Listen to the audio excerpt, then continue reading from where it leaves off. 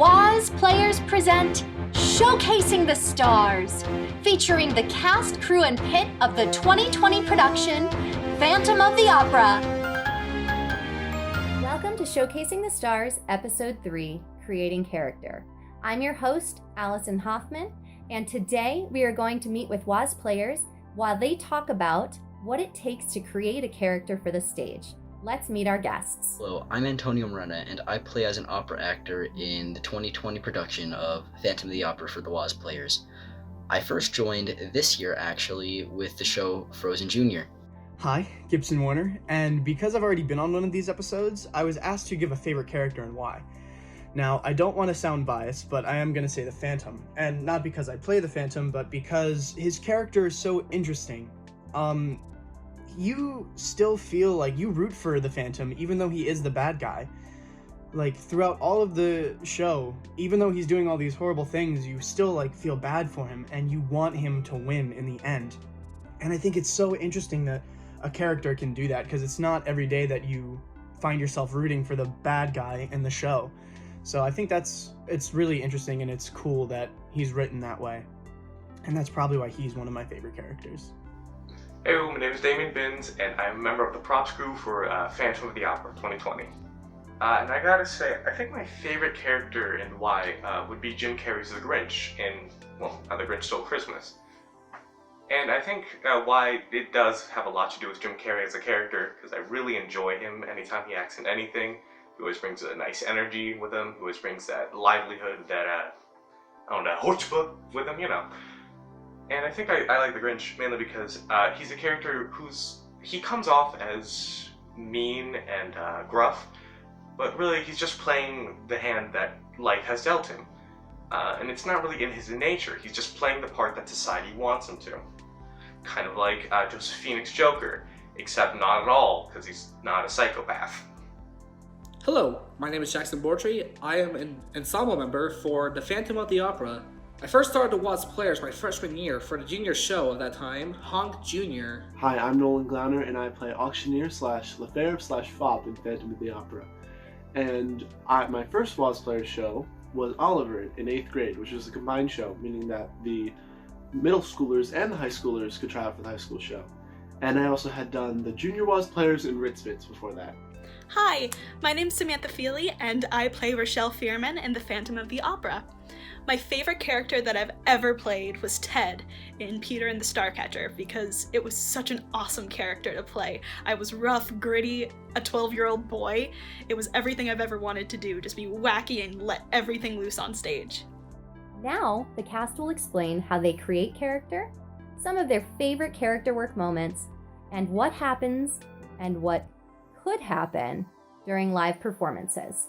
The steps of creating a character involve you gotta come up with an idea for your character, what they want, how they're going to get it, and all around it's an interestingly difficult thing to do, because you don't want to make your character too much like you, and that's where the fun is, because they have their own views, their own way of doing things, and it's especially interesting when you get to see how your character interacts with everybody else's character. What steps do you take to create your character? There's a lot. It's a lot of work.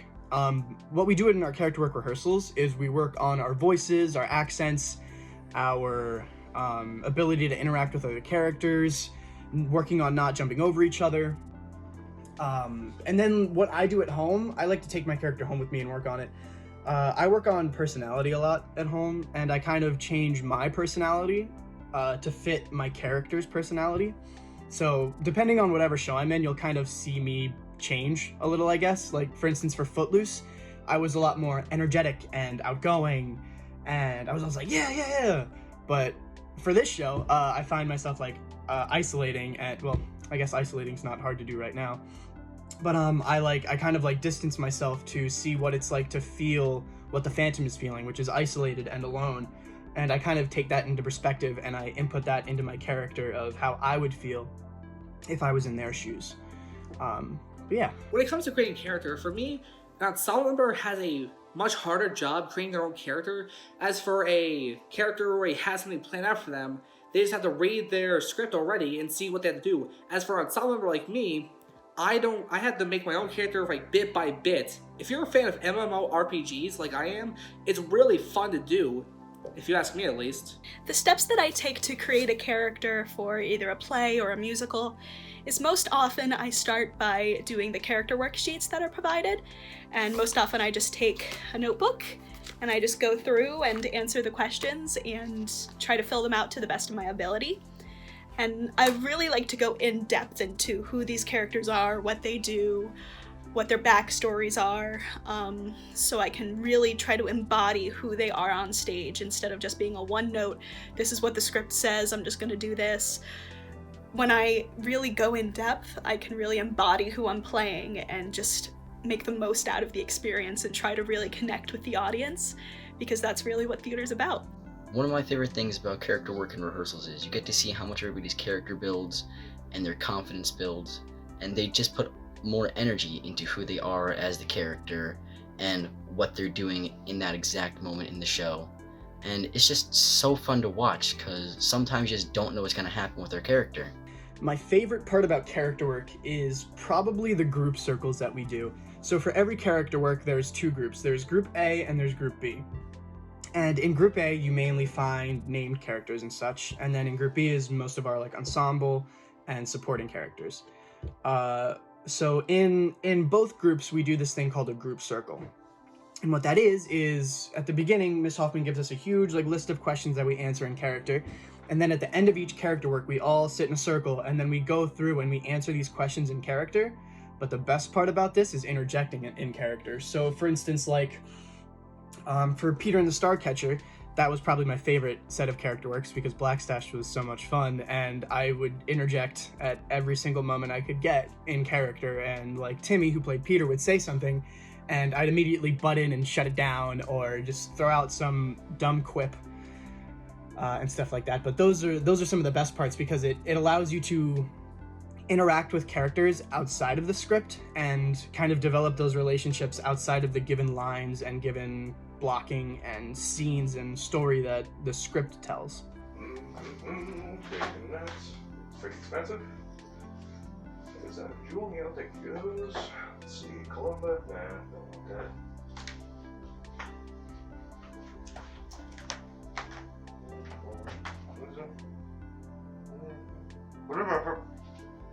What is my favorite?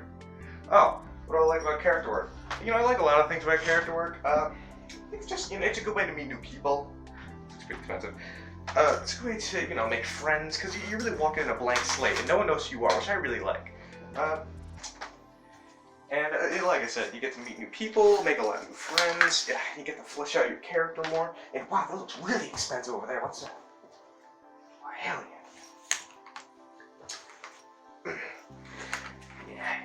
So like I said, you know, it's a good way to meet people, get a few social security numbers, you know. And you know, this one actually looks pretty expensive. I like that. My favorite part about character work rehearsals are freeze improv. You're just pitting one character with another. You pretty much have to make sure that you know how to talk to this character while keeping your own character at the same time. So pretty much keep your own character and make sure you know the other person's character. So you find out like how those two characters would interact if they were to interact within the play or musical. Personally, my favorite part about the character work rehearsals is when we get to have our characters interact with other people's characters, and sometimes we get a lot of really funny bits out of that. And it's just a lot of fun to explore our character interacting with characters maybe we might not meet in the show, which is a lot of fun. My favorite part of character work rehearsals are the games we get to play. So sometimes we'll do freeze improv where two people start a scene and then when someone says freeze, you have to keep the position you were in until someone either taps you out or comes in and continues the scene with you. Some crazy hijinks can ensue. Like, you would never imagine these scenes happening, but once they start playing out, either they're completely ridiculous or you realize this actually works, this actually would happen, but you would never think of it on your own. And then sometimes Mrs. Hoffman will just throw something completely wacky at you, like, what's your character's spirit animal? And now that you have it, let's say it's a dog, now you have to walk exactly as a dog and try to embody the characteristics of a dog. so that you can morph those things into how your character actually walks. So some of these things just sound completely ridiculous, like, wow, that's really a theater thing to do, like, why would we do this? But it actually works and actually does help us morph into our characters and really form a connection with them. I have broken character in my first show. There was a scene where we were all gathered together to help one of the main characters, and one of the other people forgot their lines, and I made the mistake of trying to whisper it to them. But it worked out, and all in all, the show was a great show, and I'm very happy to have been part of it. Have you or anybody you've known broken character during a show? I don't think I've ever seen anybody break character, or I haven't broken character during a show. We're usually pretty good about that, about going on, but the only thing that really comes to mind is, like, we did an improv show a few years back, Mystery at the Watering Can, and it was all improv, so there was a lot of stuff that kind of changed each time the show went. So it wasn't really breaking character, but it was kind of changing script, even though there wasn't a script. So we had to kind of stay on our toes the entire time and kind of keep going through, which is the same thing you would do if somebody did break character. You just kind of keep pushing through and moving along the scene and not letting the audience realize that you've messed up or changed something. Well, I'm Dr. Phil. Please take a seat. Let's see here what we got. Have I ever... No, I've never broken character once in my life. I've gone real close to it. Lord knows we all have. You almost, flub line here and there. Almost say, oh, wait, pause, but, you can't. In live performance. And I've never seen anyone actually break character. I've seen people get extremely close, but the thing about breaking character is you never break character if you can improvise it that works with your character. I've seen a woman playing the Wicked Witch of the West. Actually, during the performance, certain set pieces of shoes were not on stage. It happens from time to time. We all make mistakes in the heat of the moment. But she improvised a line where she ran off stage and got them, and no one was none the wiser. I think that might have something to do with the fact that the audience were mainly 3 to 4 year olds, but take what you can get. And that's, I believe, the closest I've ever seen anyone to breaking character. Besides that one time when I broke character.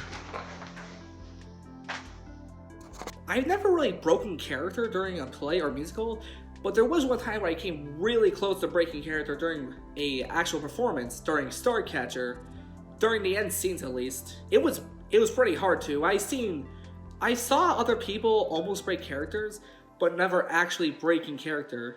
I can't remember a time where I broke character on stage, but I know I've gotten very close to it, because there were maybe some funny accidents that happened. Like, at Peter and the Starcatcher, there were some really funny scenes in that show, and one that really sticks out to me is the end scene where Black Stash cuts off his hand, because that was just a funny bit to me. And also during that scene, me and one of my friends would make eye contact and try to make each other laugh in that scene and try to make each other break character, but we didn't.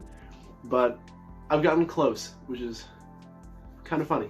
Have I ever broken character? The shorter answer is yes, but because anyone who knows me knows that when people start laughing, I start laughing, so it's very hard for me, especially in a comedy setting. The show that I remember most having a hard time was in Mystery of the Watering Can. It was an improv show. We wrote it so no one knew exactly where people were gonna laugh, exactly when the jokes were gonna land.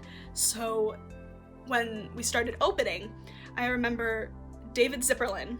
He walked in and said something completely new that he had never done before, and I'm just sitting in the back of the stage trying really hard not to laugh.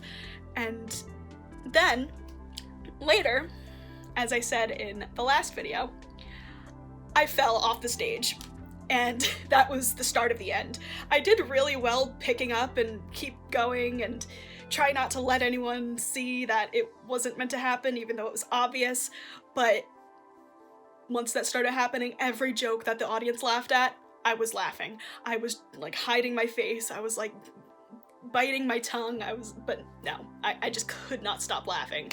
And in the moment, I was so mad at myself because you're not supposed to break character. You're not supposed to let the audience see that this isn't real, but I just couldn't help it. It was so funny. Some of the things that I never really laughed at before, after I fell, and that like took me out of the zone, I was done. I just kept laughing the whole night through. And the next day I was like, okay, I know this is funny, don't laugh. But hey, it happens. It's live theater. Now please enjoy a group interview from our Creating Character guests. Hi, everybody. Welcome to the Creating Character episode. We have all of our guests on right now, and they're going to answer some questions. I felt like the other episodes were missing a little bit of the live environment, so this is as live as we can get right here, right now. So the first question I want to ask is, so we do a special thing with the WOZ players, and once a week we have what we call character work when we're working on a show. So I want you guys to tell me what character work is and what the whole experience of doing character work is like. So I'll give you a second to think, and then if somebody has an answer for me, just raise your hand or wave at me and I'll let you speak.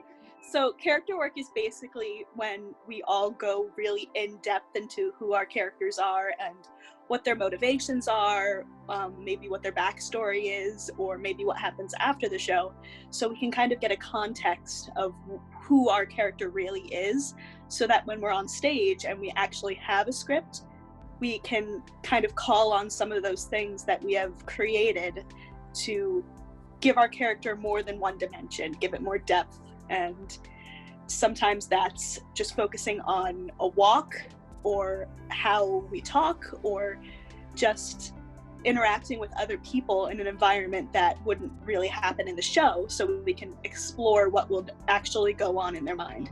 Character work, it's a really good way to figure out exactly who your character is and how they interact with every single other character, even characters that they may not interact with in the actual script itself. It's just a good way to get that body language down for other characters that you may not necessarily interact with.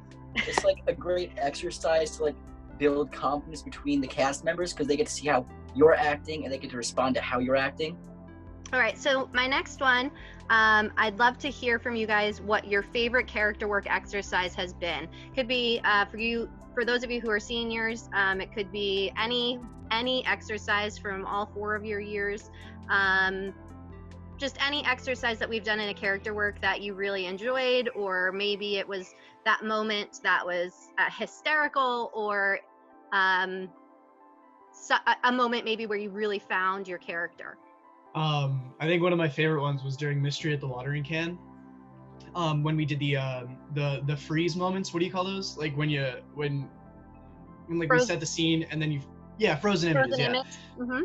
Yeah, and it was all the gangsters were in one, and we did a frozen image and we froze, and you called on me and I turned into like Porky Pig, and I just like talked like a million miles a minute about how I was scared. So there's more like of a general like activity we do. I really like when we do the freeze improv, because that's a lot of fun, because we get to like interact with other characters we may not usually interact with and just see what happens, which I like a lot. I agree with Nolan. Freeze improv is one of my favorite activities we've ever done, because some absolutely hilarious things can ensue. Like sometimes characters that you would never imagine being together would come together and do this scene that is completely ridiculous and hilarious, and sometimes we don't even want it to stop. We're like, okay, I hope no one says anything, because this is the best thing ever. So it's fun to watch and participate in. Mm-hmm. All right. So I definitely want to make sure we hear from Damien and Jackson. So do you guys, is there anything you would like to share from your experiences? Doesn't necessarily have to be in character work. I'm specifically thinking of you, Damien. You kind of developed a character right off the bat in auditions for Peter and the Starcatcher. I mean, not that I would have never thought of you as Sanchez, but you kind of solidified it in auditions and basically owned it, and nobody else like even came near you when it came to that character. So how did you, what happened that made you connect with that character and cause that to happen in that way? Well, it's really a good question, actually. When I first walked up there, I was reading through all the names of all the characters and some of their backgrounds, and I honed in on Sanchez, and I think that's because it really didn't say much about him, and it was kind of vague about literally everything about him. So my first instinct was, amazing, I'm going to run this character into the ground and create something completely different. Excellent. So I just picked up the ball that no one was going to hold, and I decided to just run with it. And you did a great job. Jackson, I'm going to talk to you about your in-class character. Right before we left school, you were doing a scene project from the show Enter Laughing, and you were playing the part of a pretty arrogant director, Mr. Marlowe. You want to tell us a little bit about, you worked a lot on developing that character. You want to tell us a little bit about how you developed that character, maybe your inspiration behind it, anything like that? When it came to Marlowe, the director, I knew that he was loud, he screamed a lot, and that he was the comedy character. And so I'm like, I can do this character, and I just gotta scream at Josh. I can do that perfectly. Although I did have to, before I came into the screaming very loudly to the point where it annoyed everyone in the classroom, I was just like, I was a little calm about it. And I was like, that doesn't work. I gotta go from here to all the way up here. And you did. I did. And you did. Excellent. Antonio, I'm going to jump to you for a second. You were playing a slave master at the beginning portion of Phantom of the Opera. And I remember distinctly the character work where we were working on really physicalizing those characters and making visual images of how our characters were feeling. And you were doing such a great job of displaying exactly what you wanted your character to look like in specific moments throughout the song Hannibal. Can you talk to me about that experience? I was just kind of like thinking about it logically, like thinking to like sometime back then, like how a slave master would treat the people and how he would interact with like the people he worked with to conquer the war. So this is a general question for all of you, and I'd love to hear some different experiences, but does anybody recall an aha moment that they had, whether it be in character work rehearsals, or even in a show where something just clicked with a character in a specific moment, and you were like, this is it, this makes total sense, and this is exactly what this character should be experiencing at this time? I remember, I can't remember which character work it was, but I was doing the Sanchez thing. As I was walking around and I was interacting with the other characters, I slowly started to realize more and more. I was wondering, and I was like, oh, well, some of you make sense. Sanchez might not really like everybody else. He's really very unique on his own ship compared to everyone else. And they're pirates. They don't really, treat everyone the nicest. So I think he might have a bit of a grudge against everyone, but not enough to get him thrown off the ship. So this wasn't necessarily during character work, it was a rehearsal. We were running through that Hannibal, the one we did like 50 times in one rehearsal. Yeah. And I cracked the whip and I accidentally scared one of the dancers. And I thought about that. So I figured that could be a thing that happened. So I elaborated more on it. So in Peter and the Starcatcher, I played Ted, which was a male character, a young boy. And I was really having a hard time like embodying what a boy would do or act like or hold himself. So when I started like incorporating my walk into it and like slouching over and being clumsy, and that's really when everything started falling into place, and then the accent started clicking, and then just realizing who this character was and being able to put it into every single line, every single moment, it just really started falling into place as soon as I got those mannerisms to feel natural and comfortable. So this is the one for Phantom. The aha moment I had was it was during the character work. We did an activity where we kind of went through like a wax museum of sorts, and we dissected different points in the show, and we made a frozen image for each one. We came up with a single word to describe that image that we made, and people like walked through and saw our image. And at the time I was really struggling with how to get the point across for the finale, and I really focused on that. And throughout those frozen images, it kind of helped me understand and figure out like, oh, okay, this is how I need to feel at this exact moment and on this exact line. So Gibson reminded me about the Frozen gallery walks, and that reminded me because I was having a lot of trouble differentiating the character between the three characters in Phantom of the Opera I had. So that kind of really helped me finalize one character to their emotions, how they move, what they're feeling, kind of. So that really helped with that. That's exactly what I was going to ask you, is the fact that some of you have had to balance many different characters. So you were playing 3 different characters in Phantom of the Opera. What was your biggest struggle while doing that? It would have to be like, I could have the different characters between the different characters, but it had to be knowing when I'm which character, which doesn't sound that hard, but like really getting into that feeling of being that character would probably be the hardest part about that. Because when you go from one character to another, and they're both pretty similar, you have to find some really defining things about each character so the audience knows it's not the same person.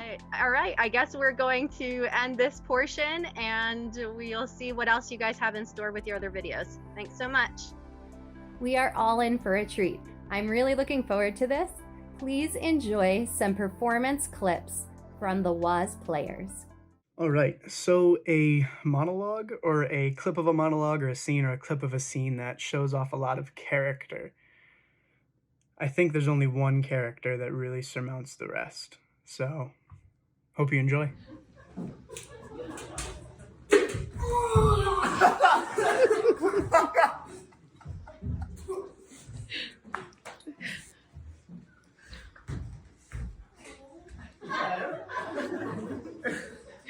To be in England, now the table's set. But whoever's not in England gets to see my facial hair. Now, you're likely wondering, can the fellow before you be entirely evil? Can no compassion uncrease his furrowed brow? But fret not, mon frere, I'm a romantic. There's a poet in these pirate veins, and still I plug into the muse. But what to do? What style to use? Iambic? No, box office poison. Haiku? Samurai, I don't think so. Mind the cuticles, Smee?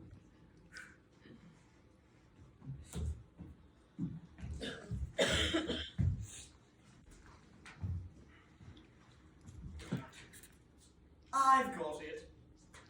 A pirate with scant panache wants the key to the trunk with the cash. Now here's some advice, though I may seem nice. I'll cut you! Slice you up one side and down the other so you can watch your stomach flop around on the deck.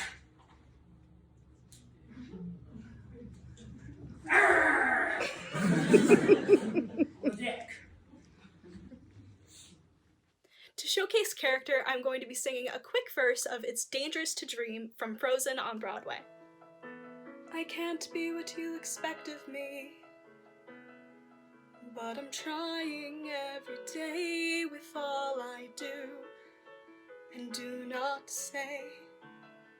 You're on the edge of the abyss, knowing everything in my whole life has led to this.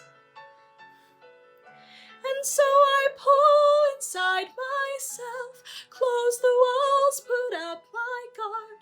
I've practiced every single day for this, so why is it so hard? 'Cause I can't show you I'm not as cold as I seem.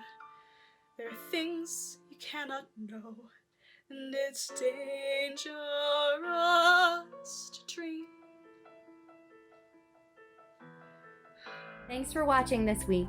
Please make sure that you subscribe, share our videos and our channel, comment below, and make sure you come back next week for Behind the Scenes, where we will see many, many new guests. Bye!